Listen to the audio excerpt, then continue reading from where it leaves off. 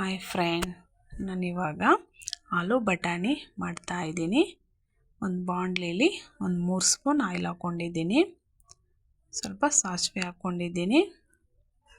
ಸಾಸಿವೆ ಸಿಡಿದ ಮೇಲೆ ಒಂದೆರಡು ಈರುಳ್ಳಿ ಮತ್ತು ಕರಿಬೇವಿನ ಸೊಪ್ಪು ಇದೆರಡನ್ನೂ ಫ್ರೈ ಮಾಡ್ಕೊತೀನಿ.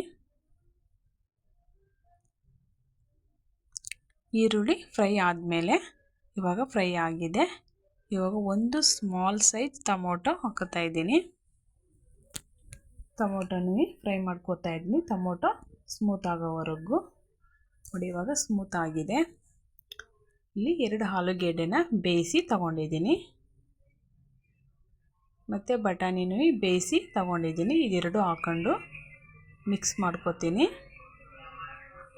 ಒಂದು ಸ್ವಲ್ಪ ಹೊತ್ತು ಫ್ರೈ ಮಾಡ್ಕೋತೀನಿ ಎಣ್ಣೆಯಲ್ಲಿ. ಆಲ್ರೆಡಿ ಬಟಾಣಿ ಬೇಯಿಸಿರೋ ನೀರನ್ನೇ 1 ಲೋಟ ಹಾಕೋತಾ ಇದ್ದೀನಿ.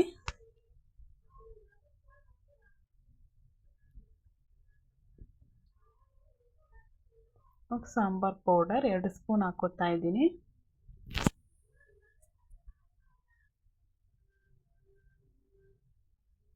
ಎಲ್ಲ ಮಿಕ್ಸ್ ಮಾಡ್ಕೋತಾ ಇದ್ದೀನಿ.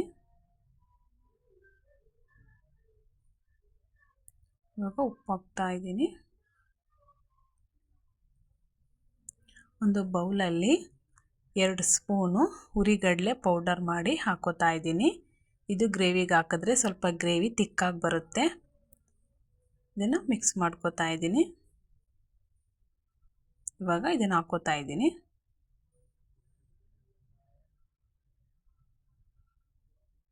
ಇವಾಗ ಒಂದು ಸರಿ ಮಿಕ್ಸ್ ಮಾಡ್ಕೋತೀನಿ.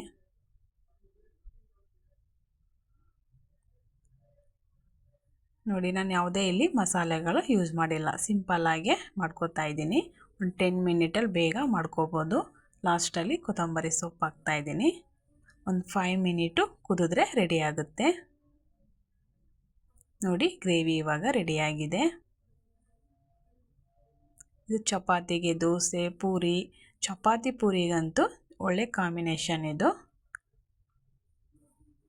ನೋಡಿ ಹೀಗೆ ಬಂದಿದೆ.